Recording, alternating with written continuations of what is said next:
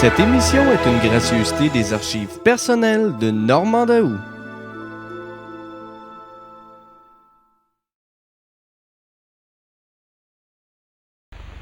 CBFT Canal 2, Montréal.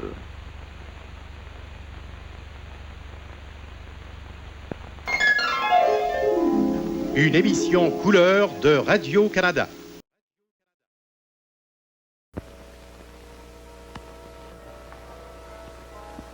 L'exposition universelle et internationale de 1967.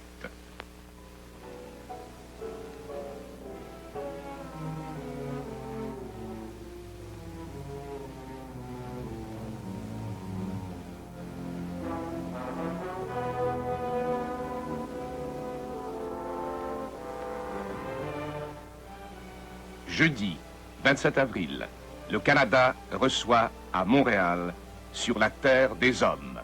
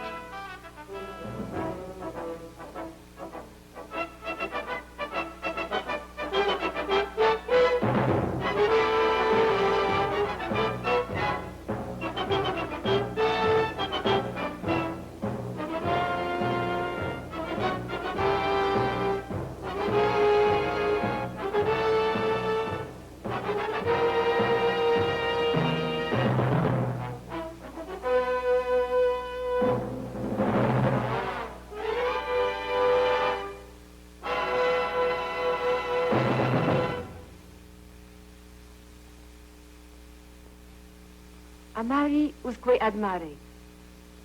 From coast to coast. D'un océan à l'autre, tous les Canadiens vont maintenant assister à ce moment tant attendu depuis 4 ans, l'inauguration officielle de l'exposition universelle et internationale de Montréal, 1967. Within the hour, from Montreal, the inauguration of a major happening in Canada's centennial year. Expo is about to open, with ceremony to be seen from coast to coast in Canada and around the world.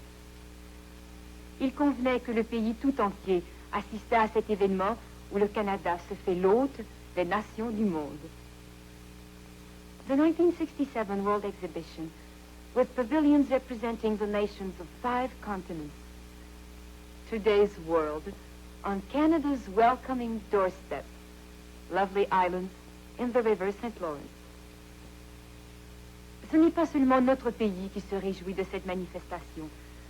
C'est le monde entier qui participe à cet acte de foi en la solidarité des peuples de la terre des hommes. The theme of Expo 67? Man and his world. Man and his complex, conflicting world, seeking unity through science and the spirit. Après Bruxelles 1935 et Bruxelles 1958, Montréal, aujourd'hui, accueille le monde entier. C'est le gouverneur général du Canada, son Excellence M. Roland Michener, qui proclamera l'ouverture officielle de l'exposition. From the Place des Nations, at the tip of Ile Sainte-Hélène, the Governor General of Canada will proceed to the inauguration ceremony, escorted by His Excellency Pierre Dupuis, Commissioner General of Expo 67. Mais avant d'assister à cette cérémonie, il convient de se reporter à l'œuvre d'Antoine de Saint-Exupéry, qui a inspiré la réalisation de l'exposition Terre des Hommes. Man and His World, a theme inspired by the writings of a famous flyer, poet, and philosopher. In a moment, some readings from the distinguished pages of Antoine de Saint-Exupéry. L'archipel surgit des eaux du Saint-Laurent illustre dans ses pavillons la beauté et la grandeur du thème de l'Expo 67 et nous invite à rendre hommage à l'auteur de Terre des Hommes.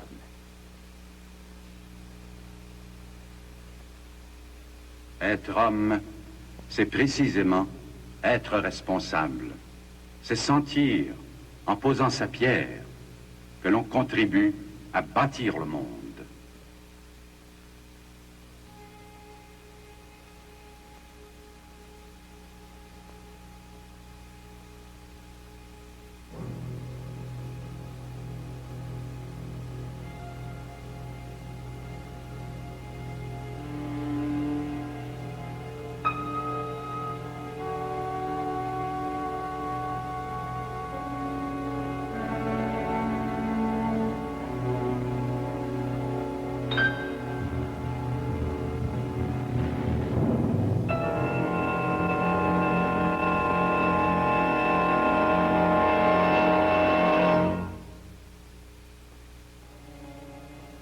La terre nous en apprend plus long sur nous que tous les livres, parce qu'elle nous résiste.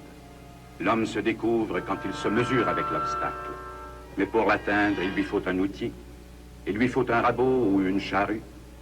Quiconque lutte dans l'unique espoir de bien matériel ne récolte rien qui vaille de vivre. Mais la machine n'est pas un but, c'est un outil.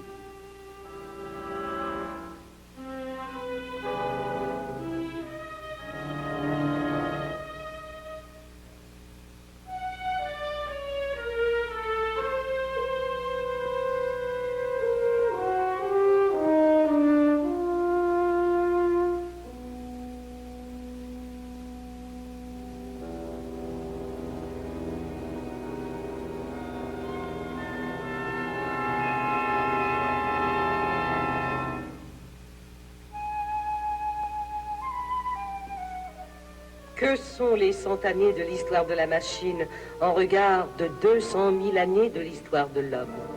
C'est à peine si nous nous installons dans ce paysage de mines et de centrales électriques.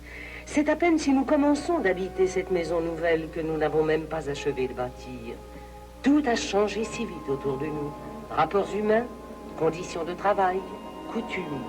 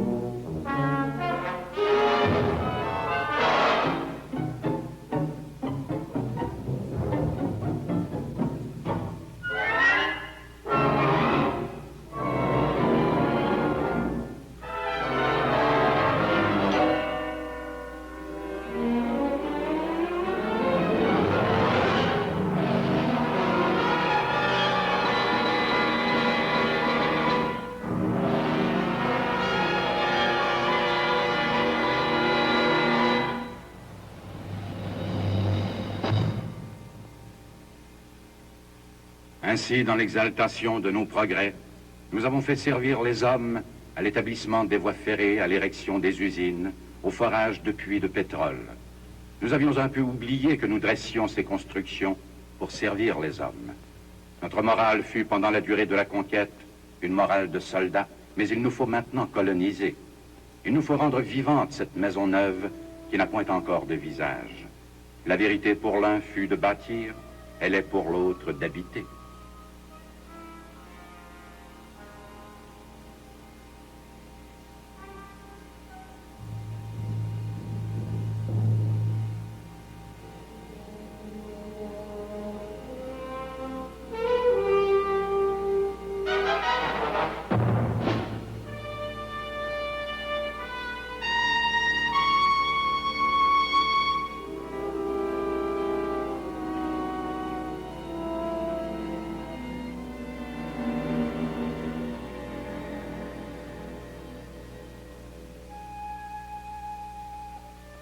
Notre maison se fera sans doute peu à peu plus humaine. La machine elle-même, plus elle se perfectionne, plus elle s'efface derrière son rôle. Il semble que tous les l'effort industriel de l'homme, tous ses calculs, toutes ses nuits de veille sur les épures n'aboutissent comme signe visible qu'à la seule simplicité. Comme s'il fallait l'expérience de plusieurs générations pour dégager peu à peu la courbe d'une colonne, d'une carène ou d'un fuselage d'avion, jusqu'à leur rendre la pureté élémentaire de la courbe d'un sein ou d'une épaule.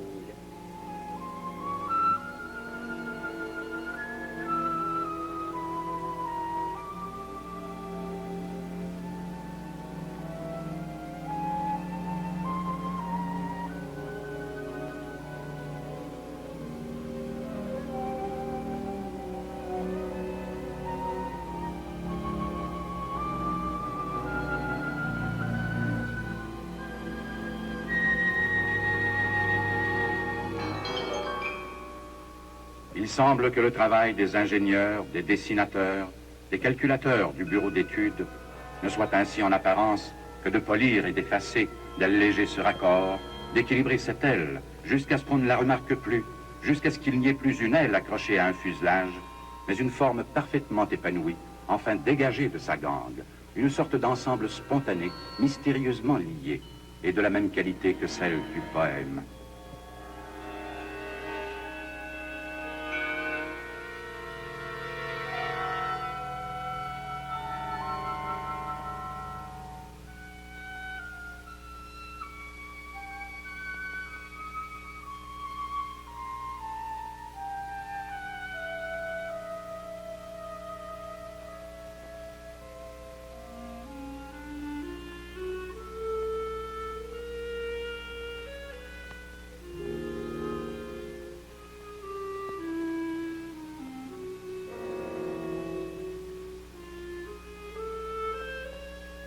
Qu'importe si tes journées et tes nuits de travail s'écoulent à contrôler des manomètres, à l'équilibrer sur des gyroscopes, à ausculter des souffles de moteur, à l'épauler contre 15 tonnes de métal.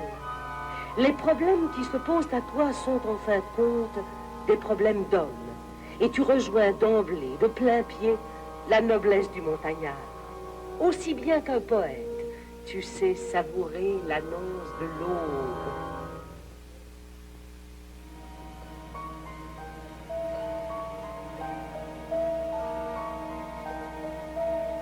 Je m'adosse contre une fontaine et regarde les jeunes filles.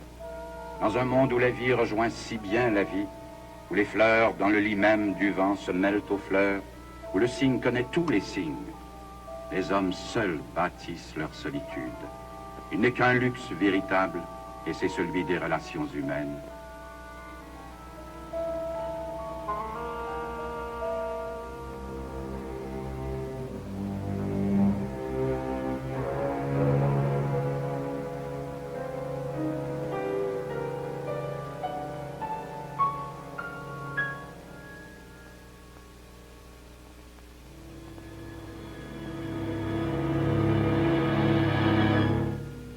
L'homme, disait mon père, c'est d'abord celui qui crée.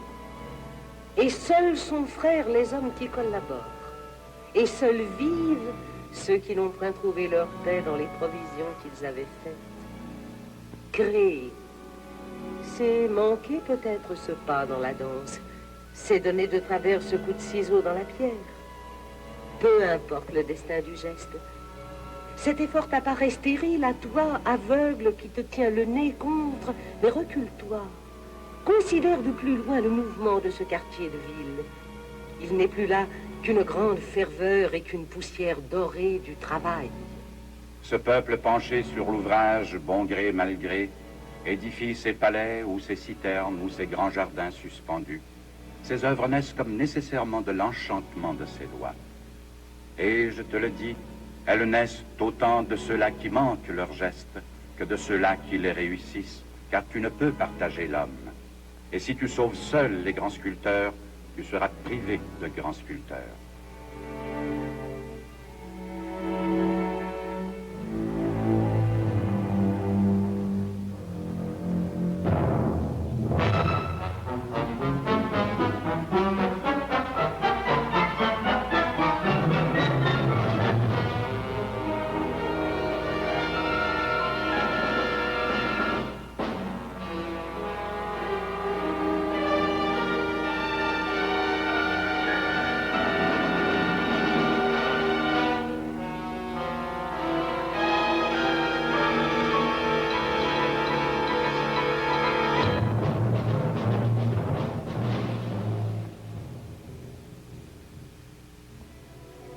Quand nous prendrons conscience de notre rôle, même le plus effacé, alors seulement nous serons heureux. Alors seulement nous pourrons vivre en paix et mourir en paix, car ce qui donne un sens à la vie donne un sens à la mort.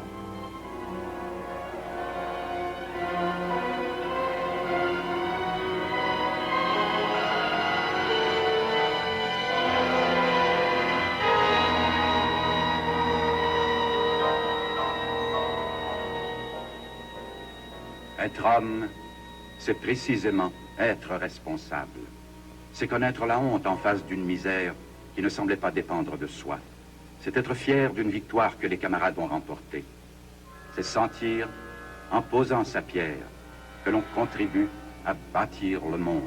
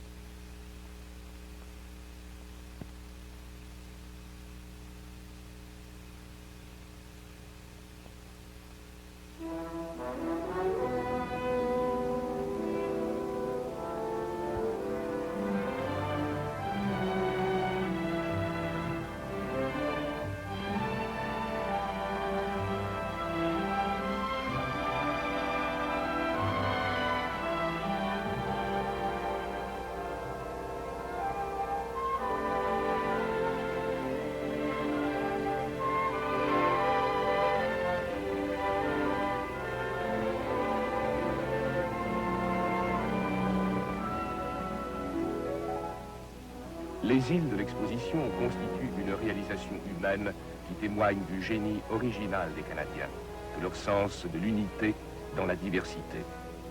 Face que se réalise le vœu exprimé par feu son Excellence le général Georges Vanier, l'objectif de l'exposition doit être un seul monde, celui de l'humanité, une seule race, celle de l'homme, une seule langue, celle de la fraternité. The goal of this exposition should be the evocation of one world, one dwelling place for all humanity, bound together and abiding fraternity. Such was the hope of our late beloved Governor General, Georges P. Vanier. La séance inaugurale de l'exposition universelle et internationale de Montréal 1967 se déroulera à la Place des Nations, où des milliers d'invités sont réunis pour célébrer ce jour solennel. In a moment, to the center of this island world, to the Place des Nations, where a crowd of thousands awaits the solemn yet joyous ceremony that will finally open the Universal and International Exhibition of Montreal, 1967.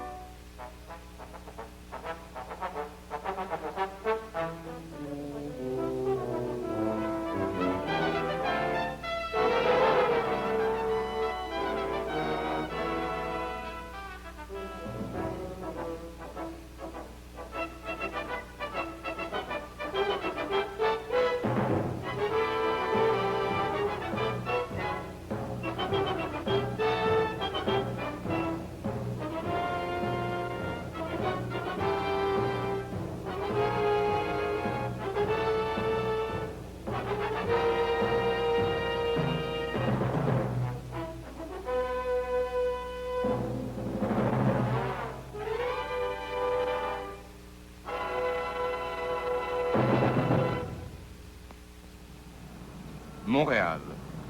Montréal, métropole du Canada. Il n'est que d'en parcourir les rues pour constater toute l'animation qui s'y déploie. De toutes les villes canadiennes, Montréal est sans conteste celle dont l'activité est la plus intense, la plus variée, la plus soutenue, la plus quotidienne.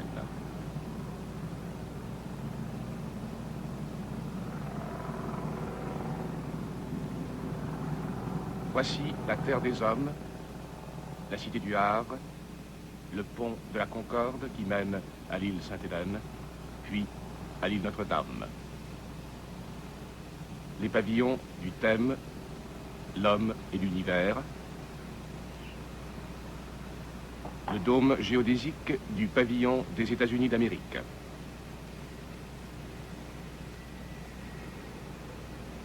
Le pavillon de l'Union soviétique. Le pavillon des États-Unis, le Katimavik du pavillon du Canada, la place du Canada et le pavillon du Canada. Le pavillon des provinces de l'Ouest, celui des Indiens du Canada. Au premier plan, la Yougoslavie.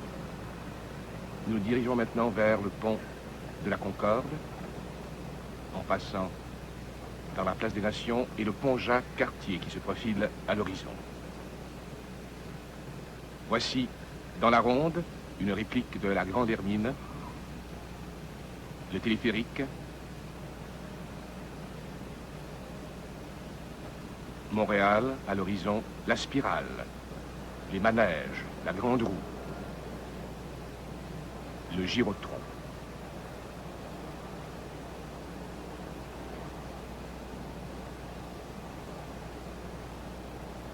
À nouveau, le pont Jacques-Cartier, le gyrotron, la ville de Longueuil, l'île Sainte-Hélène, le parc de l'île Sainte-Hélène.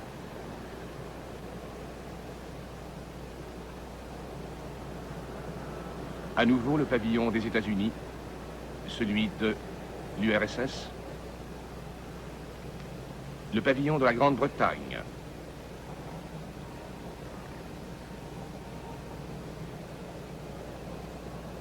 puis à la droite de l'écran apparaît le pavillon de la France, le fleuve Saint-Laurent et l'île Sainte-Hélène, la place des Nations. Vue du pavillon de la France, le pavillon de la Grèce, le monorail et à nouveau la place des Nations dans le prolongement sud de l'île Sainte-Hélène.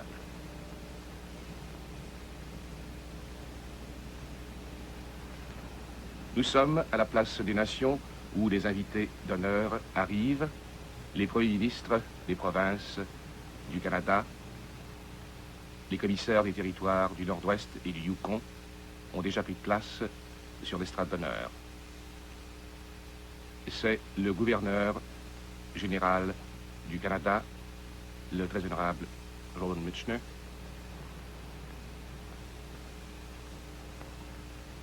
qui arrive. Ce sera le salut royal.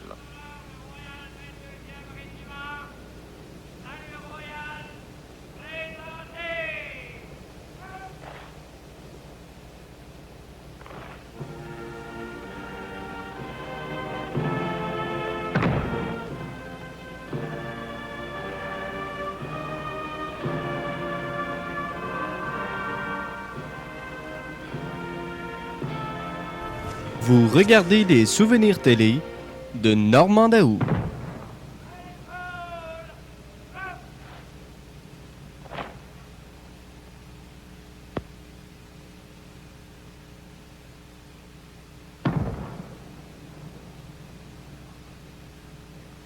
Après le salut royal, c'est une salve de 21 coups de canon tirés par une troupe d'artillerie du 2e régiment du Royal Canadian Horse Artillery.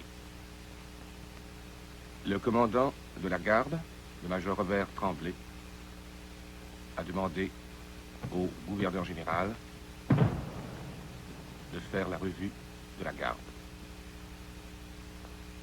Ce que le vice-roi fait est suivi de son aide de camp.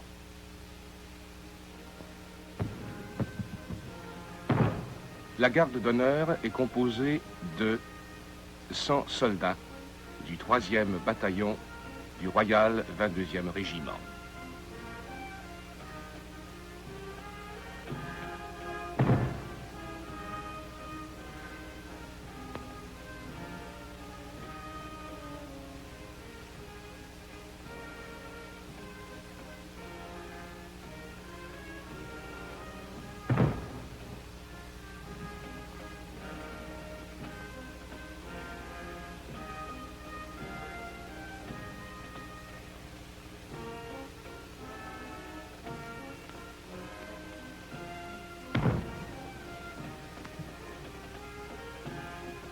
Outre le gouverneur général du Canada, qui passe la garde en revue, mentionnons la présence des premiers ministres des provinces canadiennes,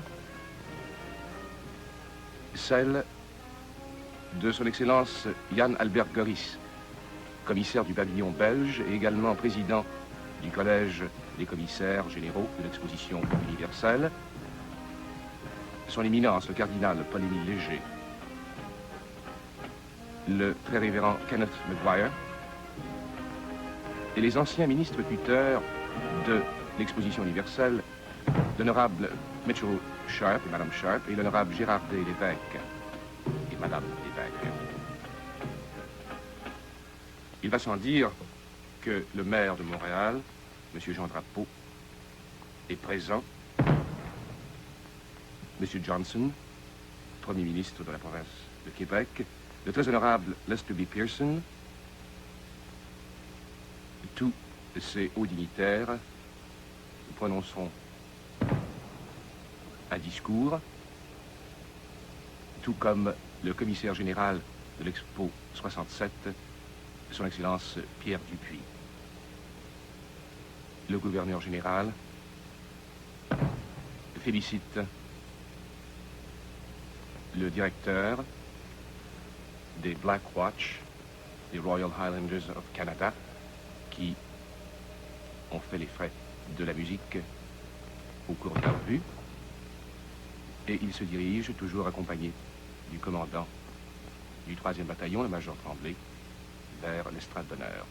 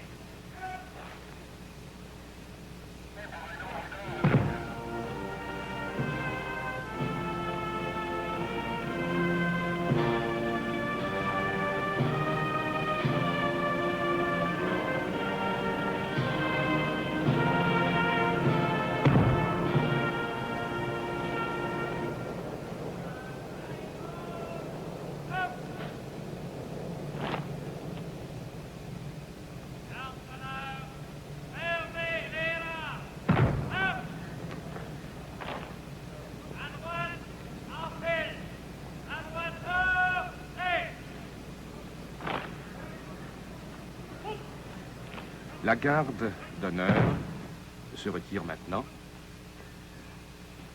pour attendre la fin de la cérémonie en retrait de la grande place des Nations pour accueillir à nouveau le gouverneur général et tous les invités.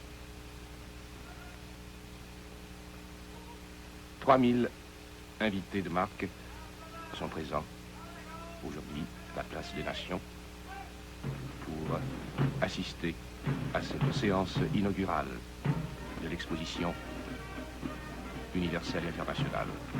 Et c'est au son de Vive la Canadienne que se retire la fanfare des Royal Highlanders du Canada.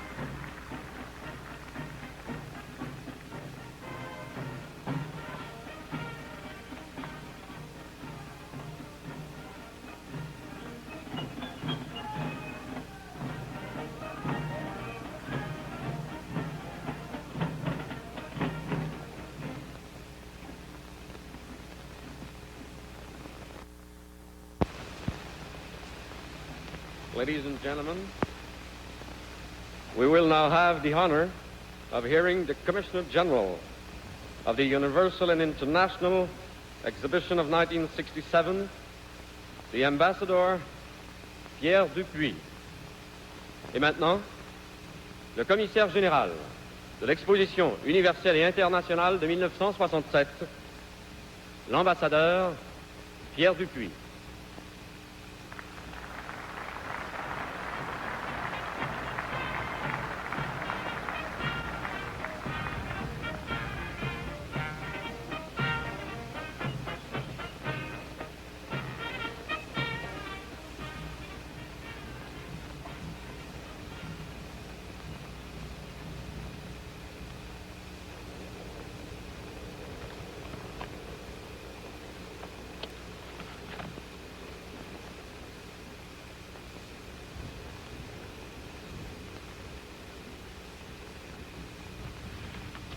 Excellence, le très honorable gouverneur général du Canada, the Right Honorable Prime Minister of Canada, l'honorable Premier ministre du Québec, son honneur le maire de Montréal, leurs excellences les membres du corps diplomatique, honorable premiers of the Canadian provinces, éminences, excellences, messieurs les commissaires généraux de section, dignitaries and distinguished guests, Madame de Saint-Exupéry, Mesdames, Messieurs.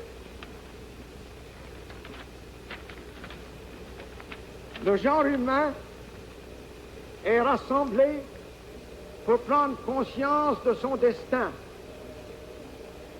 Les anciens consultaient les oracles, les prophètes, les astres. Aujourd'hui, nos moyens de recherche semblent ne plus avoir de limites.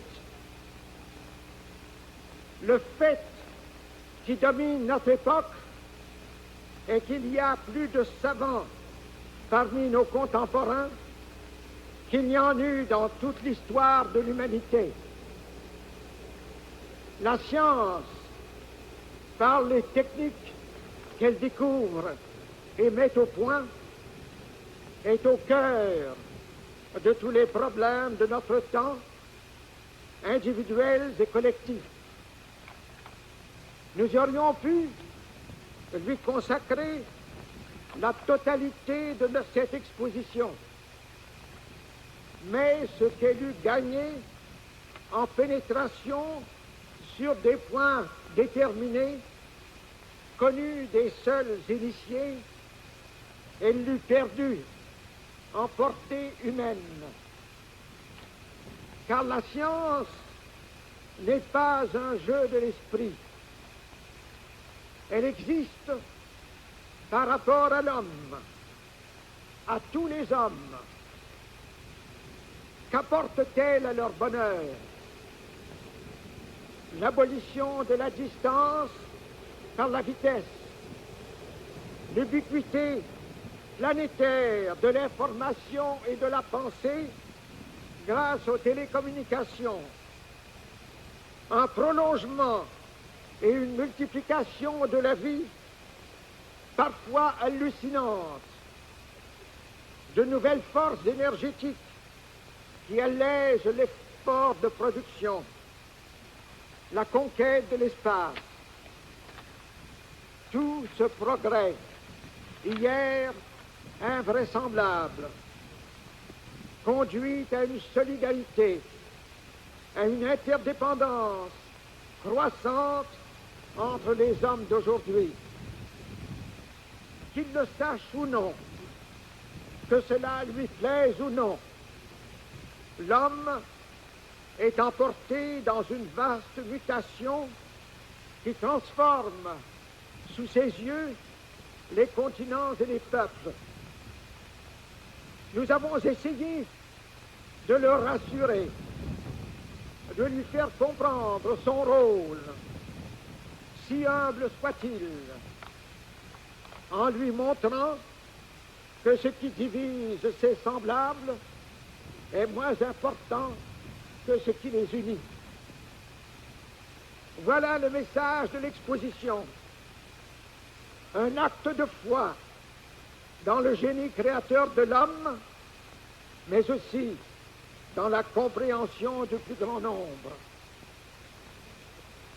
Nous avons lieu de nous réjouir que tant de nations, particulièrement les plus jeunes, aient consenti, malgré les sacrifices que cela comportait, à s'associer à cette grande entreprise. L'originalité et la beauté des pavillons qui nous entourent sont la preuve de leur intérêt, et le choix des hautes personnalités qu'elles ont déléguées au poste de commissaires généraux garantissent le succès de notre collaboration. Ils sont devenus des amis et nous en sommes très heureux. Having thus paid tribute to foreign participation, I would like to turn now to the three powers that have made, on the national level, this historic endeavor possible. The Government of Canada, the Government of Quebec, and the City of Montreal.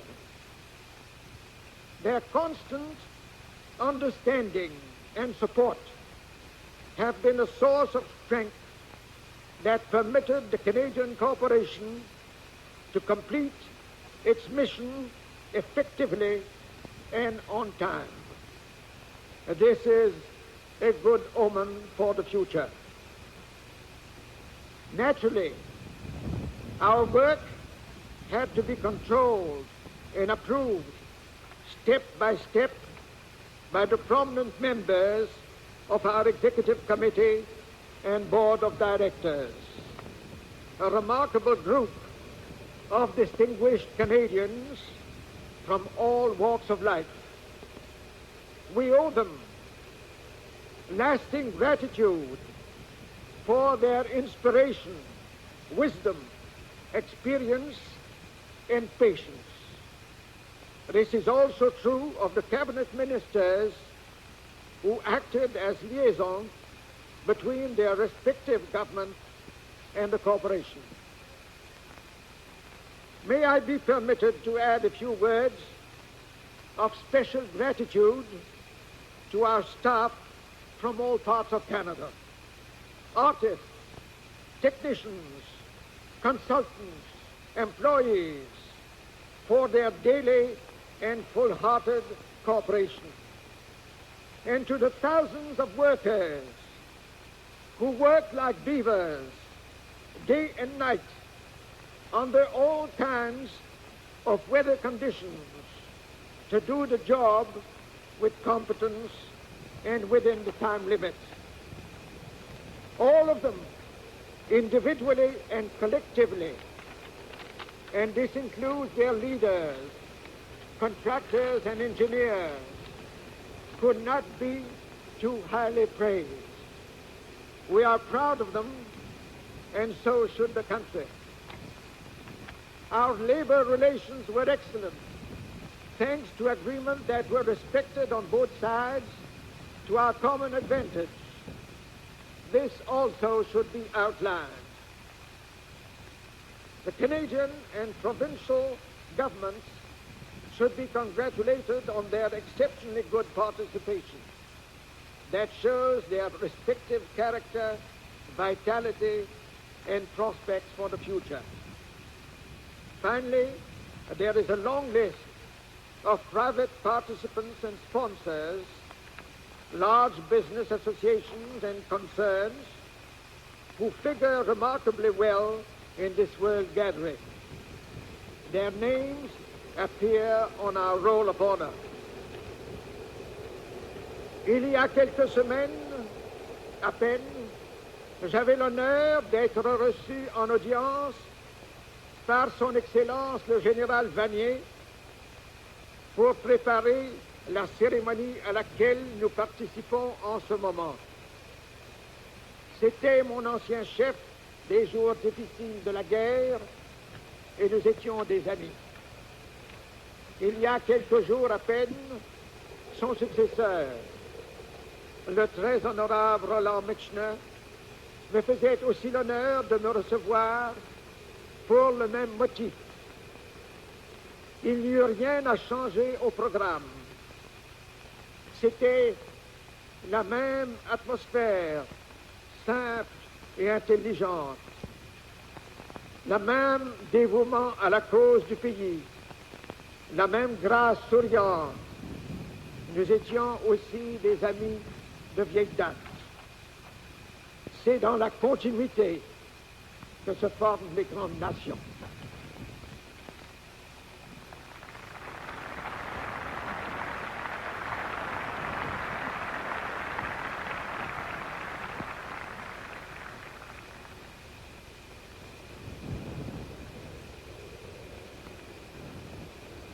Nous avons le plaisir de vous présenter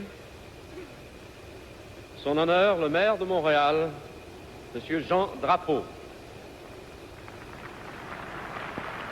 Ladies and gentlemen, on this special occasion, His Honor, the Mayor of Montreal, Mr.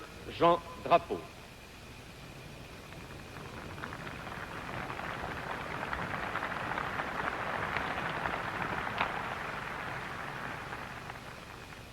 Excellence, le très honorable gouverneur général du Canada, invité d'honneur, mesdames, messieurs,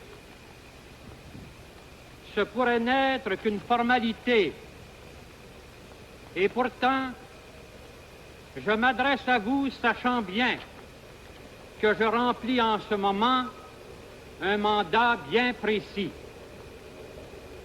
Car les mots de bienvenue et les paroles de gratitude que je prononcerai, les sentiments de foi et d'espérance que je traduirai, ne sont pas, croyez-moi, que des déclamations de circonstance. Je les exprime ici avec toute la force que leur donne l'unanimité de cœur et d'esprit de mes concitoyens, dont je suis la voix même, beaucoup plus que le simple porte-parole officiel. C'est pourquoi, si ma joie est grande, profonde et mon émotion, le maire de Montréal ne peut se retrouver, voyez-vous, à ce jour d'avril, prévu depuis 4 ans et demi pour se lever de rideau, sans revivre intensément, et cette fois avec peut-être une mesure plus exacte de l'audace qui les provoquait, des moments dont la gravité marquait sa vie même, celle de ses collaborateurs et aussi celle d'un très large secteur de ses concitoyens. Est-il un Montréalais qui puisse oublier qu'il y a moins de 3 ans, la terre sur laquelle nous sommes présentement rassemblés n'était pas encore entièrement sortie des eaux du Saint-Laurent? Je dois en ce moment souligner la détermination absolue de chacun de mes concitoyens d'apporter l'effort de compréhension et de collaboration nécessaire au succès de cette œuvre. Même s'ils ne pouvaient imaginer avec précision ce qui allait se réaliser dans la forme et avec l'ampleur que nous connaissons aujourd'hui, qui aurait pu le définir il y a 4 ans, il y a 3 ans, il y a même 2 ans, mes concitoyens ont toujours quand même consenti tous les sacrifices que cette grande œuvre imposait, car ils sentaient en leur âme qu'un grand rôle se dessinait pour eux et pour le Canada, qu'un sublime défi, constitué d'une série de défis, allait leur permettre de se mesurer à la taille des fondateurs de leur ville. Je n'entreprendrai pas de relever ici la liste des inquiétudes, des difficultés, des risques, des investissements, des excès de fièvre. Tout cela devient aujourd'hui des éléments d'une histoire que d'autres pourront écrire. Mais à ceux qui, à l'approche de ce jour, m'interrogeaient, et à ceux qui s'interrogent encore et cherchent des explications à ce succès de qualité, de rapidité, d'audace, je répondais et je dis encore, remontez les grandes voies du passé, tracez sur ce fleuve qui baigne nos îles, faites la connaissance des pionniers de ce continent, rencontrez les fondateurs de Ville-Marie, devenue Montréal, et dont nous célébrons cette année le 325e anniversaire de fondation.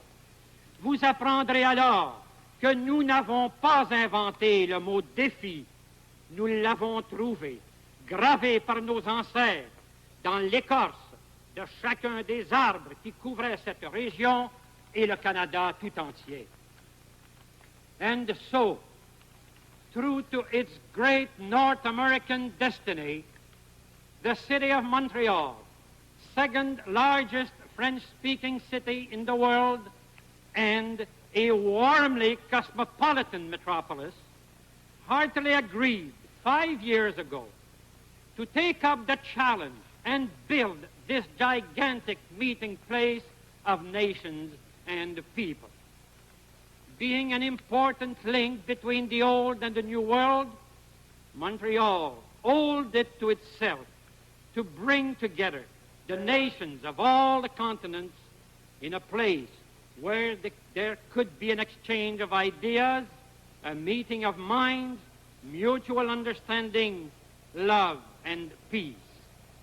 I suggest that it is more than a coincidence or a chance happening, that these islands have been man-made to be presented to a world which has never ceased longing for a place which could be rebuilt as man's own world.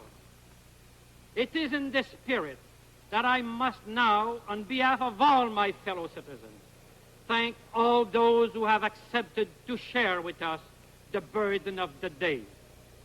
The federal and provincial authorities who gave us their unanimous support under whatever administration was in office.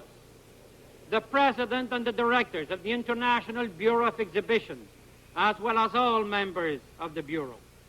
The chiefs of states and the governments of participating countries, their Commissioner General, their assistants and associates, all foreign and Canadian participants, His Excellency, the Commissioner General of Expo 67, the Assistant Commissioner. Voilà une énumération qu'il me plaît de faire, car dans mon souvenir, ce sont vraiment des visages qui s'illuminent aux contours précis, et ce sont aussi des mains chaleureuses qui se tendent les unes vers les autres, et la mienne que je tends vers toutes. C'est à ce concours généreux, éclairé et constant de tous que l'année du centenaire doit son événement le plus éclatant, le plus prestigieux. Une exposition universelle n'est pas un spectacle. L'exposition que le chef d'État du Canada va inaugurer dans un moment ne l'a jamais été, ni dans l'esprit de ceux qui l'ont conçu, ni dans l'esprit de ceux qui l'ont réalisé, ni dans l'esprit de ceux qui y participent. C'est à un large inventaire de la civilisation universelle que le monde est convié. Mes concitoyens sont conscients de la richesse de cet inventaire, conscients de l'effort gigantesque fourni par tous les participants, nations et autres, et qui témoignent de leur haute conception de la spiritualité de l'exposition. Mes concitoyens sont conscients de l'honneur qui échoit à la fois à la ville de Montréal, au Québec et au Canada. Aussi, avec une ferveur égale à celle qui m'a toujours personnellement animé, je conserve l'espoir qu'il sera possible de préserver de la destruction des bâtiments et des éléments qui devraient continuer de rappeler d'une façon permanente en terre d'Amérique la réalité d'une civilisation universelle, reconstituer quant au passé des choses qui ont résisté à l'usure du temps de celles qui ont triomphé des haines et des guerres, et quant à l'avenir, exprimé par des formes architecturales ou graphiques nouvelles ou renouvelées, des états actuels de la science ou de l'art, et surtout par des indications claires et précises du recul des frontières, de la misère et de la faim, de l'ignorance et de la pauvreté. Au nom de mes collègues du Conseil municipal de Montréal, je donne à tous l'assurance que, quant à nous, nous étudierons avec les autorités de chacun des pavillons tous les moyens à prendre pour assurer à ces îles que les Montréalais ont édifiées à leurs frais la plénitude de leur destin de cité internationale où, de partout, toujours, les pèlerins de la terre des hommes pourront venir se rencontrer et constater la volonté de l'humanité d'enrichir la civilisation d'aujourd'hui au bénéfice de l'humanité de demain.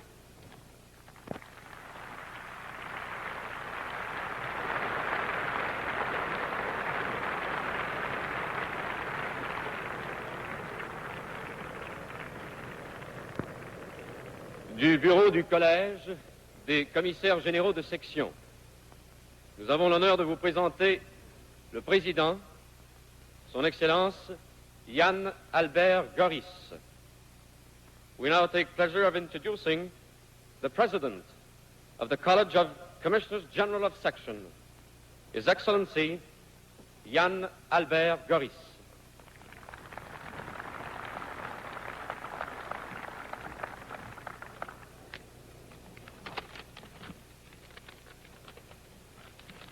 Monsieur le gouverneur général, Monsieur le Premier ministre, Monsieur le maire, Excellences, Mesdames, Messieurs. Au nom des 63 pays que vous avez conviés à la grande fête de l'humanité qui constitue cette exposition, Monsieur le commissaire général, je tiens à vous remercier d'avoir accueilli vos invités dans un cadre aussi impressionnant. Le plan général témoigne d'une rare audace et l'emplacement est unique dans l'histoire des manifestations de ce genre. J'ajoute que la régie de ce grand spectacle est une merveille d'ingéniosité. Sous votre égide, Monsieur Dupuis, techniciens, architectes et ingénieurs ont réalisé un ensemble à la fois majestueux et charmant. Nous tenons à vous féliciter, vous et vos éminents collaborateurs, de ce succès éclatant. Vous avez su convaincre plus de 60 nations de se rendre sur les îles du Saint-Laurent. Certaines vous ont accueillis à bras ouverts. D'autres, se trouvant dans des difficultés passagères, financières ou politiques, ont hésité. Par votre obstination, par votre subtile diplomatie, vous avez triomphé de toute leur réticence. Pour d'autres encore, qui n'avaient que peu d'expérience dans le domaine de l'expansion matérielle et culturelle, vous avez aplani le chemin vers Montréal. En leur nom à tous, je vous exprime notre profonde gratitude. C'est un grand destin, Monsieur le commissaire général, que celui d'un homme ayant servi son pays pendant de longues années et qui pouvait légitimement aspirer à des loisirs que d'être appelé par son gouvernement à entreprendre la tâche gigantesque que constitue l'organisation d'une exposition internationale, une entreprise d'une complexité infinie. Au cours des 3 années écoulées, nous avons toujours trouvé auprès de vous-même et de vos brillants collaborateurs un accueil cordial, une compréhension complète de nos problèmes et un désir constant de nous donner satisfaction. Vous nous avez communiqué votre foi et votre enthousiasme contagieux. Pour nous tous, vous êtes devenus un conseiller et un ami. Si vous pouvez vous enorgueillir d'avoir bien servi votre pays, sachez que les 63 nations ici représentées, elles aussi, vous savent gré de vos efforts. In the last decades, one could hear voices proclaiming that international exhibitions were a thing of the past, that they had lost their usefulness and their purpose. It was argued that the tremendous development of modern means of communications made them obsolete. And it is indeed true that means of information have increased 1,000-fold, that we are able now to learn a lot about foreign parts which the 19th century could not learn. But it should not be forgotten that a universal exhibition is much more than a wonderful collection of buildings erected on a splendid site. It is a meeting place of people, of minds. It permits human contacts which are irreplaceable, and it constitutes the framework for a deployment of artistic, scientific, and cultural riches unequaled in modern times. The theme and the slogan of this exhibition, ladies and gentlemen, is Man and His World. Let me remind you that more than 2,000 years ago, Sophocles pointed out the greatness of man in the magnificent choir of his drama Antigone. And he said, "Many are the wonders on earth, but no greater wonder there is than man." It is on an occasion such like this solemn and festive one that we have the chance to prove to the world that in the spirit Vous of regardez harmony, les souvenirs we télé can live up de to Normand his Daou. immortal and his noble words. Let us therefore be grateful to those who made this occasion possible. I thank you.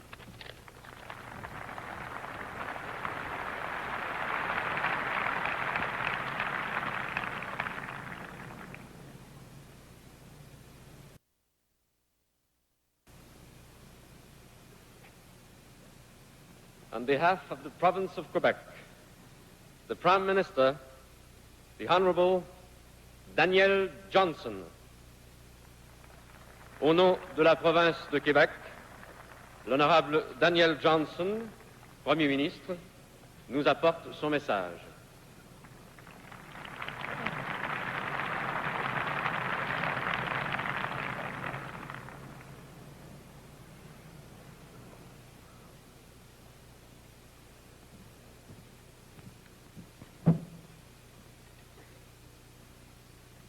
Excellences, Madame Michener, Messieurs les Premiers ministres, distinguished guests,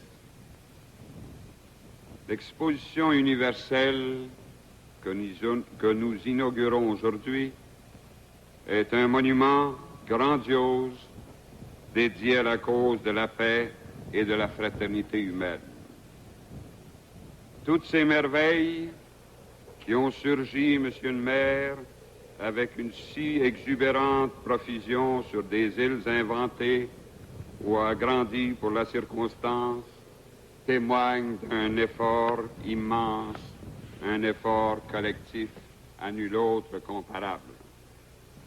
Rien n'aurait été possible si pendant des mois et des années, des hommes et des femmes de tout pays, de toute race et de toute culture, n'avaient conjugué leurs talents pour concevoir d'abord, puis pour réaliser cet ensemble unique où se côtoient les créations les plus audacieuses de l'art, de la science et de la technique moderne.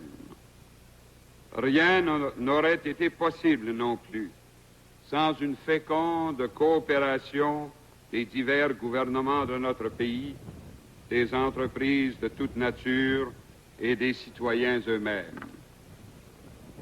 Travailler ensemble à la réalisation d'un grand dessein, voilà ce qui contribue le mieux à rapprocher les hommes.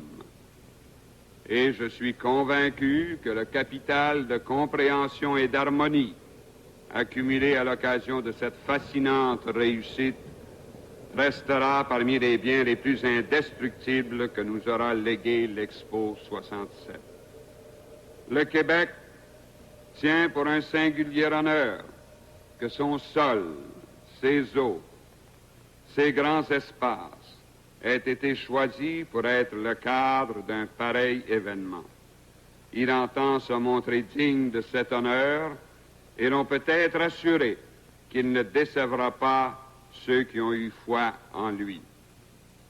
Nothing draws men closer than working together to achieve a lofty purpose, and I am confident that the store of understanding and harmony built up in working this enchantment will be one of our most enduring legacies from Expo 67. Quebec considers it a signal honor that its soil, waters, and broad realm should have been selected as the setting for this splendid production. We intend to prove ourselves worthy of the honor, and those who have put their trust in us may rest assured it has not been misplaced. Ici, sur les rives d'un fleuve qui est la voie royale de tout un continent, s'opère la vivante synthèse du passé et de l'avenir. Ici, les créations les plus hardies de l'Expo 67 s'inscrivent sans heurts dans le prolongement de 4 siècles d'histoire. Ici apparaît dans toute sa richesse la diversité culturelle qui donne à l'héritage canadien son caractère et sa splendeur. Merci aux bâtisseurs qui, de ce coin privilégié de la terre des hommes, ont fait le carrefour de l'univers. Merci aux 62 pays qui sont venus planter parmi nous leurs tentes, non pas pour opposer leurs intérêts ou mesurer leurs forces, mais pour exprimer de la façon la plus amicale et la plus saisissante les traits particuliers qui les distinguent et le désir de fraternité qui les anime. Je pense qu'on ne peut pas aimer vraiment ce par quoi tous les hommes sont frères, sans respecter et chérir du même coup cette infinie variété de dons, de coutumes, de techniques, de modes de vie et d'expression qui leur permettent de se compléter harmonieusement et de se mettre au service les uns des autres. Pour les visiteurs de l'Expo, ce sera une merveilleuse aventure que de pouvoir d'île en île et de pavillon en pavillon découvrir l'univers entier. Et pour nous du Québec, qui nous faisons une si grande joie de les accueillir, ce sera aussi une merveilleuse aventure que de partir à la conquête de nouvelles amitiés. To all our visitors with all our heart, we extend the warmest of welcomes to Québec. À tous nos visiteurs et de toute notre âme, nous souhaitons la plus cordiale bienvenue en terre québécoise. Le Québec, berceau du Canada et foyer principal d'une nation de culture française, a apporté à la préparation de cet événement mondial une très large contribution en ressources de toutes sortes. C'est au profit de la jeunesse, surtout, que ces sacrifices ont été consentis de bonne grâce. Jeunes du Québec, c'est le souhait le plus ardent de vos aînés que vous sortiez de cette expérience encore plus fiers d'être Québécois, heureux d'être Canadiens et mieux préparés à jouer votre rôle de citoyens du monde. Jeunes de tous les pays, vous êtes conviés à organiser de la terre du Québec la ronde de la paix et de la fraternité.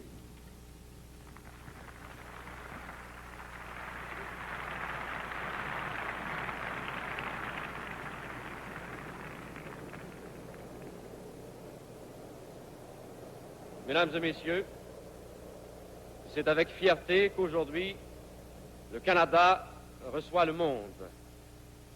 Le Premier ministre du Canada, le très honorable Lester B. Pearson, en cette occasion, se fait le porte-parole de notre nation. As today's proud host to the world, Canada's Prime Minister speaks to us on this unique occasion.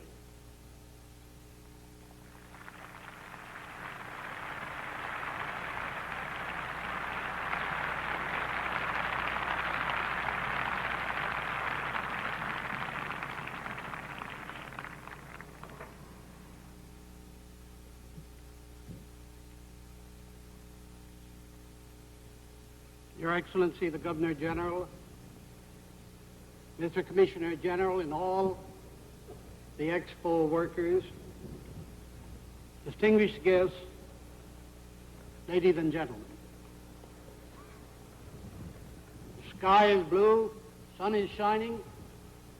It's a great day. Le jour qui marque une grande occasion pour Montréal, le Québec et le Canada tout entier peuvent être fiers, très, très fiers. The heading of an article about Expo in a recent issue of an American magazine referred to it as the big blast up north. Certainly Expo is going to be that, and much more. Behind this big Canadian birthday blast are achievements in planning, in organization, and in construction that are a little short of miraculous. The men behind these achievements should be very proud and very happy today, and we should be grateful to them, especially as we recall the skeptics who once said that Expo 67 was too big a project for Montreal, or Quebec, or for Canada to accomplish in less than 4 years. It was done. It was well done. And we are witnesses today to the fulfillment of one of the most daring acts of faith in Canadian enterprise and ability ever undertaken. That faith was not misplaced.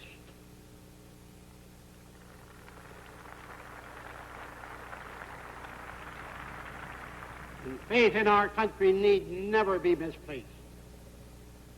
But Expo is much more than a great Canadian achievement of design and planning and construction. It's a monument to man. It tells the exciting and inspiring story of a world that belongs not to any one nation, but to every nation. Expo shows that genius knows no boundary, beauty knows no race, and achievement speaks in no single language. No theme could have been more fitting than for our times than man and his world. Here in Expo, we have one of the most impressive collections of man's works and man's ideas ever brought together, with 62 countries, a record number, contributing of their skill and their artistry to the exciting result that has been achieved. Aujourd'hui, nous rendons hommage à tous ces hommes et à toutes ces femmes dont le dévouement et la ténacité ont rendu possible tout ce que nous voyons ici. La ville de Montréal a démontré qu'elle pouvait réaliser une telle entreprise. Et son maire l'a dirigée avec la clairvoyance et le dynamisme si essentiel à son succès.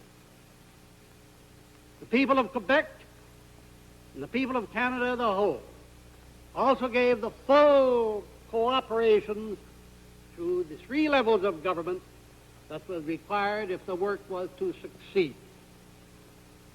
I think we should acknowledge especially the tireless and effective work of the staff of Expo. All of them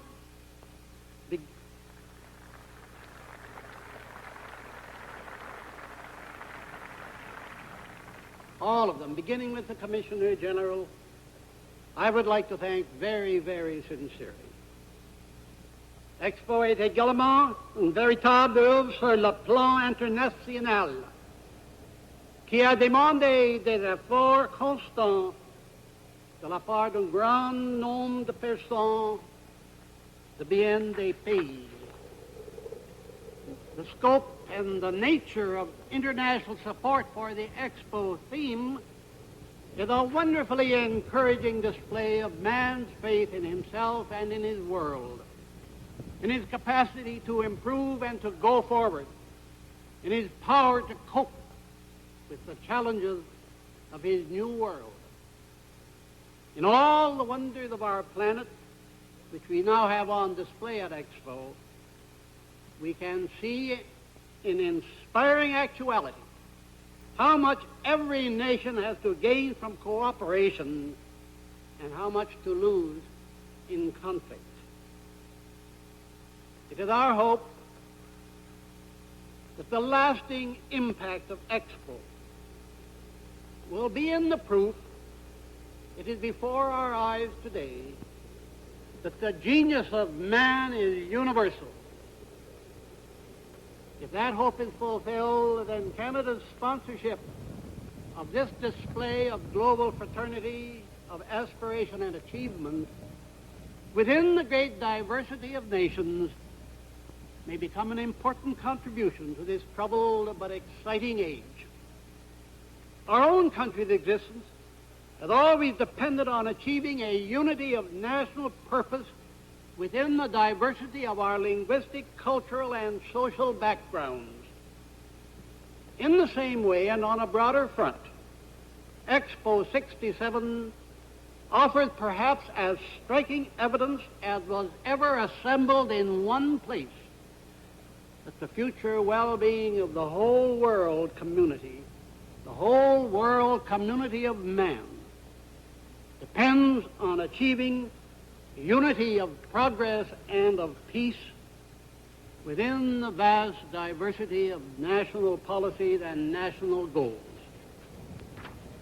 By the time the gates of Expo are closed 6 months from now, its success will have made all Canadians prouder of their own country than ever before and more anxious to work together in unity.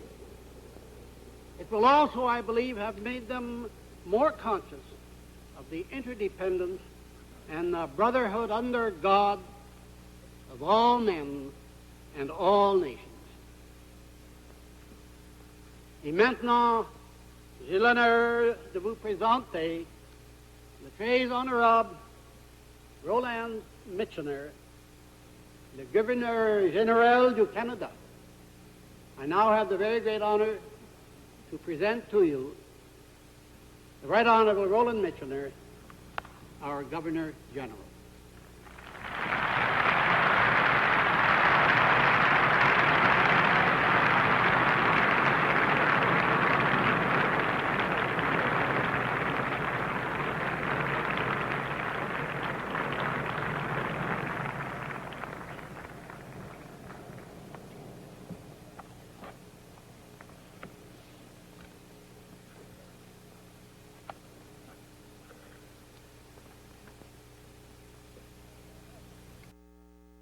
Et nous voici maintenant à la cérémonie formelle d'inauguration qui mettra en pleine activité l'exposition universelle et internationale de 1967.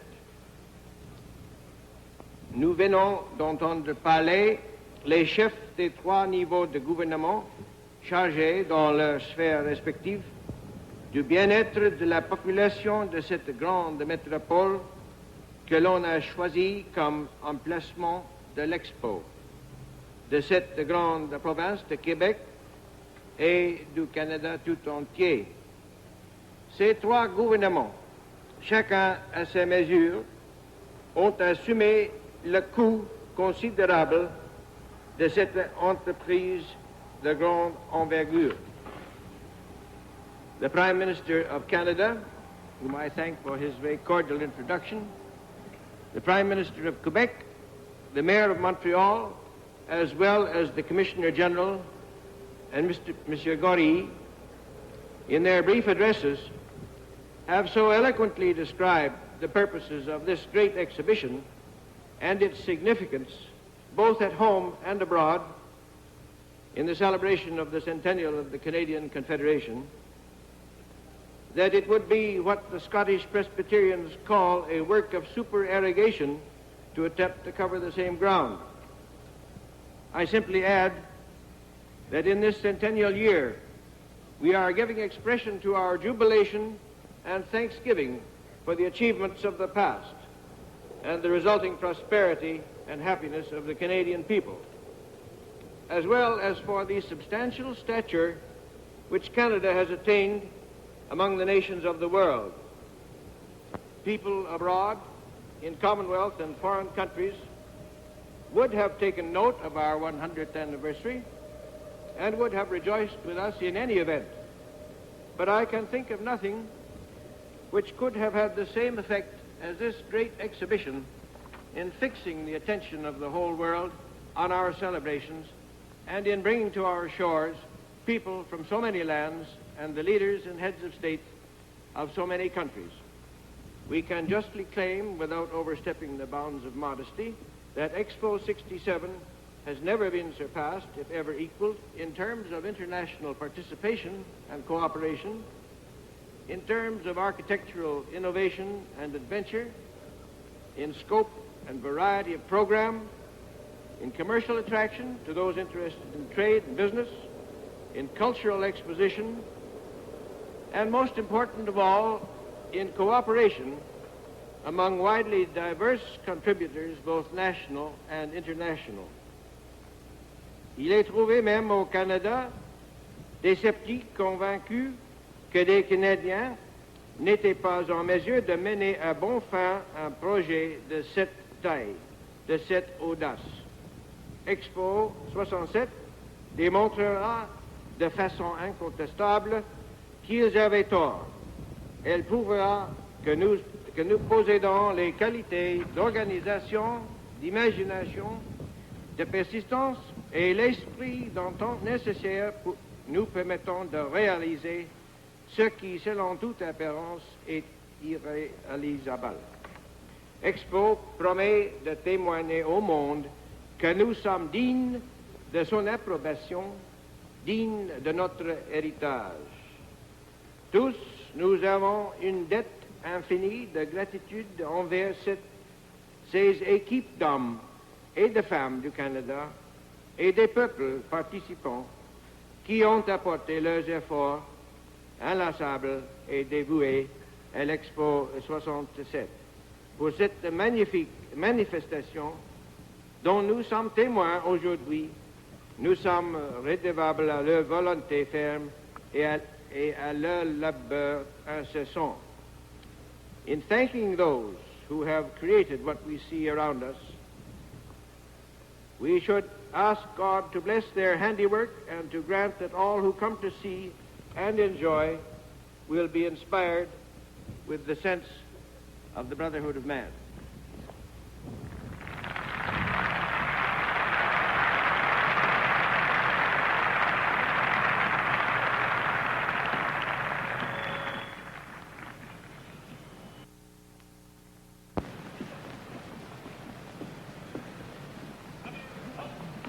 Ce sont maintenant les trompettes du couronnement de l'aviation royale du Canada.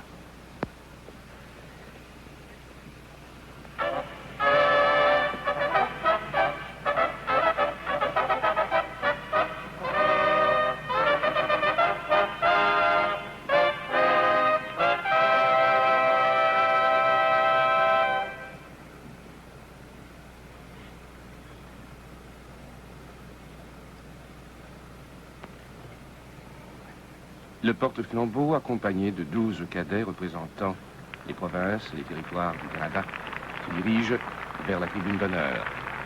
Le porte-flambeau est le cadet Joseph-Philippe Lamiel, âgé de 19 ans, de Longueuil. Il est élève officier du Collège militaire de Saint-Jean.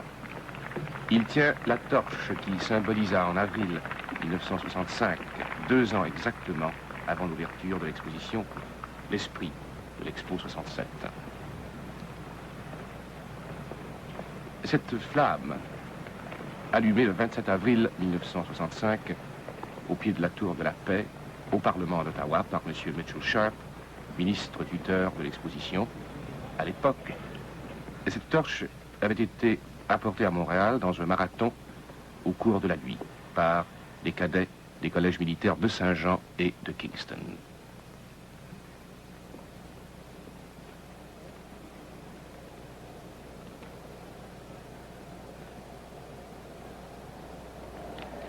Nigeria, Nigeria,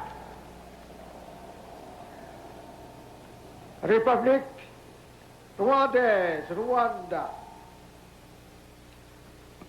Le gouverneur général, Canada, le commissaire général Canada. plutôt, son Excellence Pierre Dupuis, Ouganda, appelle Ouganda, les drapeaux de chacun des pays Madagascar, qui sont déployés Madagascar, à la place des nations. Burma, Birmanie, Grèce, Greece, Kenya, Kenya, Chaque drapeau qui est Koweït. déployé l'est dans l'ordre contraire de son entrée République arabe unie, à l'exposition universelle et United Arab internationale. Republic, Le dernier à être déployé sera Mexico, le drapeau du Canada. Mexique, Vu Togo, du pavillon Togo. français, Sénégal, Sénégal, l'île Sainte-Hélène, le prolongement sud, Algérie, et on peut voir Algérie, les mâts République à la place des gabonaise, nations. Republic of Gabon, Mauritius, île Maurice, Tanzania, Tanzanie, Il y a quelques Australia. instants, le réseau Australie, diffusant les cérémonies d'ouverture Guyana. de l'Expo 67 Guyane, s'est étendu à 20 pays d'Europe Cuba, par le satellite. Cuba, Le réseau s'étend à l'Europe occidentale et République orientale, démocratique du aussi Congo, loin que Moscou. Democratic Republic Le of réseau s'étend Congo, également à tous les États-Unis et à l'ouest, Yougoslavia, au Japon, par satellite. Yougoslavie, L'émission est Haïti. présentement Haïti, vue et entendue, entre autres en République Belgique, of en Korea. France, en Suisse, République de Corée, à Monaco.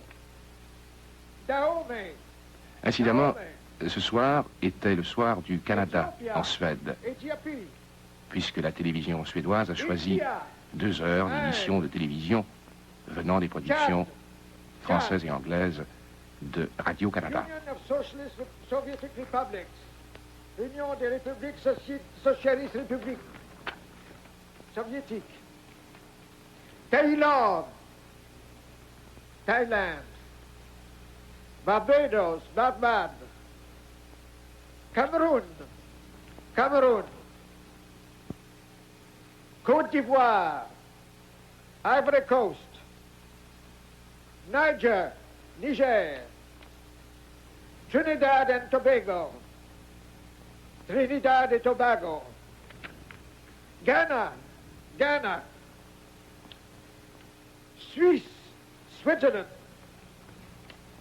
Tunisie, Tunisia, Japan, Japon, Czechoslovakia, Czechoslovaquie,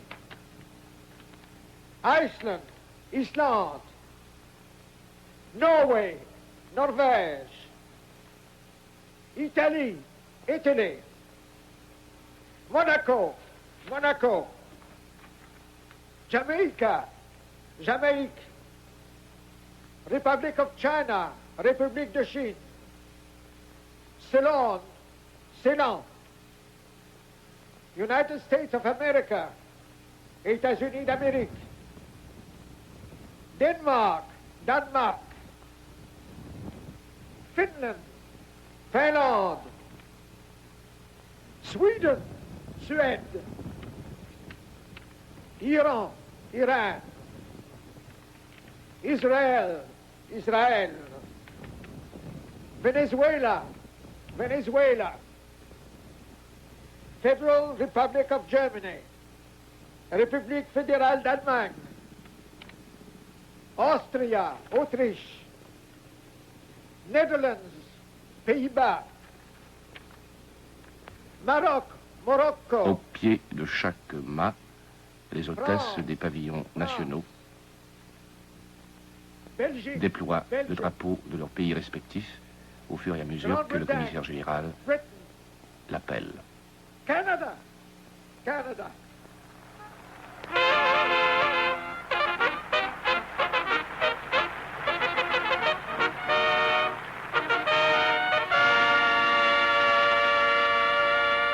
Le porte-flambeau vient de monter à son tour sur la plateforme et il remet la torche à M. Dupuis, qui la passe à M. Jean Drapeau, qui à son tour la remet à M. Daniel Johnson, puis la torche passe à M. Pearson qui allume le flambeau.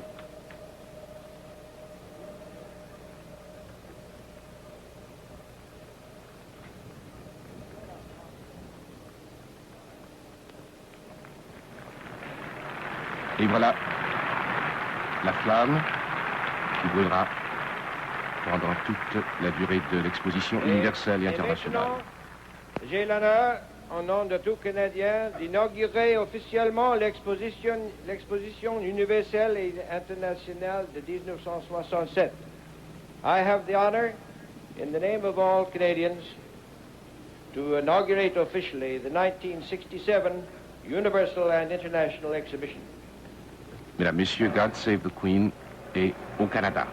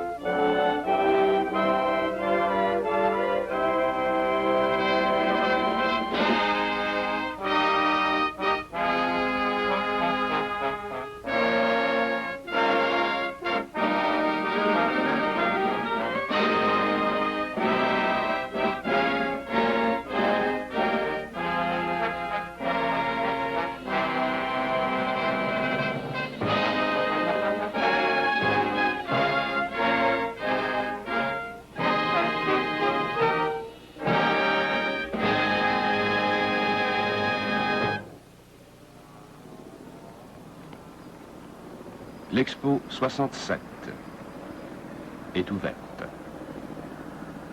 Voici le Katimavik du pavillon du Canada. Et sur l'estrade d'honneur, le Premier ministre de la province de Québec, le Premier ministre du Canada, le gouvernement général, le commissaire général, le maire de Montréal, assiste comme nous tous au survol des paladins du centenaire, les pilotes de l'aviation militaire du Canada, aux commandes de leurs avions supersoniques Tudor de couleur or et noir. Ils exécutent un vol en formation au-dessus de la terre des hommes.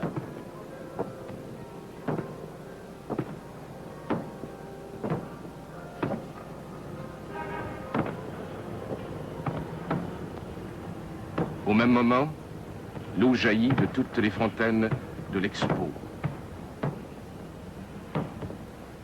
Dans le port, les sirènes des bateaux, les bateaux-pompes, les cloches de toutes les églises de Montréal, la salve canons.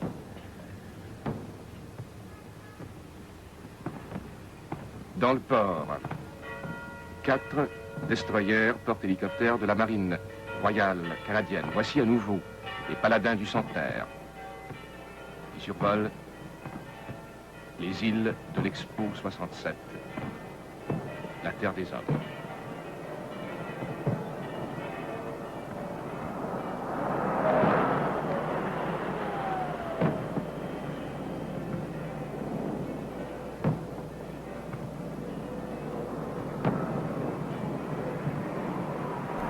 Vous regardez des souvenirs télé de Normand Daou.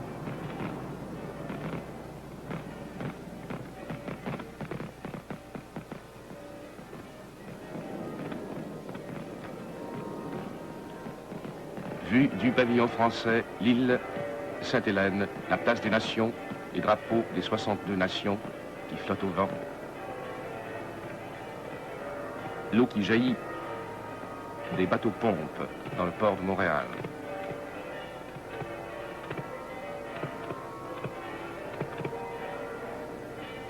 L'église Sainte-Brigitte de Montréal. Vue du 47e étage de l'édifice de la Bourse.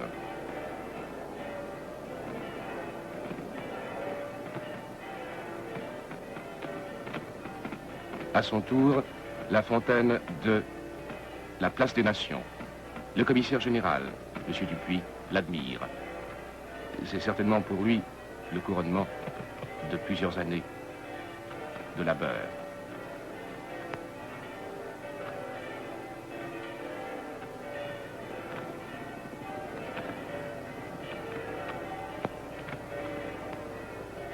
Monsieur Pearson et Monsieur Johnson admirent le survol et le feu d'artifice au-dessus des îles de l'Expo.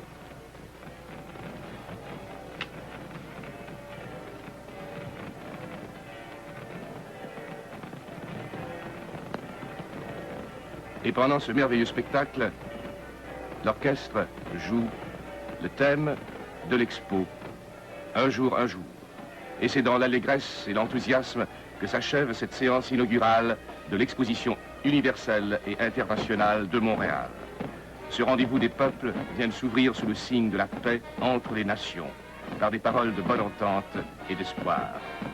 Tous les pavillons édifiés par les pays participants et les exposants du secteur privé rassemblent dans cette cité lacustre ce que les peuples, les communautés et les industries ont de plus humain, de plus original et de plus remarquable. Au terme de ce reportage, qu'il nous soit permis de souhaiter que l'exposition de Montréal achemine l'humanité vers la réalisation de l'idéal formulé par Antoine de Saint-Exupéry. Si le respect de l'homme est fondé dans le cœur, les hommes finiront bien par fonder en retour le système social, politique, économique qui consacrera ce respect. Bienvenue à Montréal.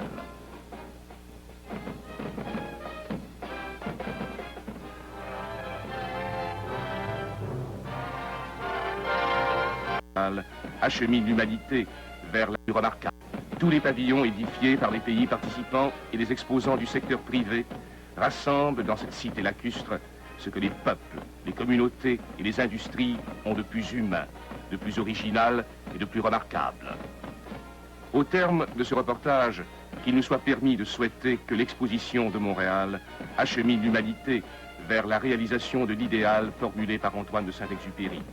Si le respect de l'homme est fondé dans le cœur des hommes, les hommes finiront bien par fonder en retour le système social, politique, économique qui consacrera ce respect. Bienvenue à Montréal.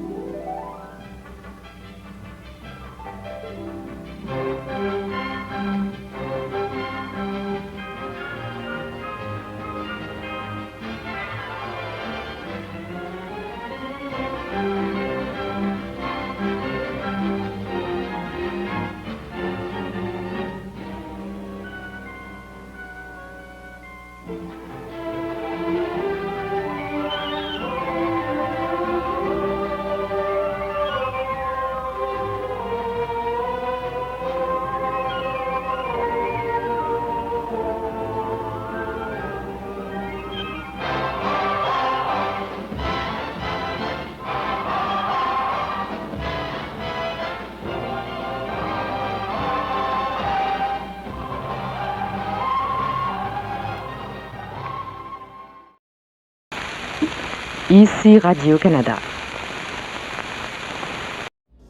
Cette émission est une gracieuseté des archives personnelles de Normand Daoust.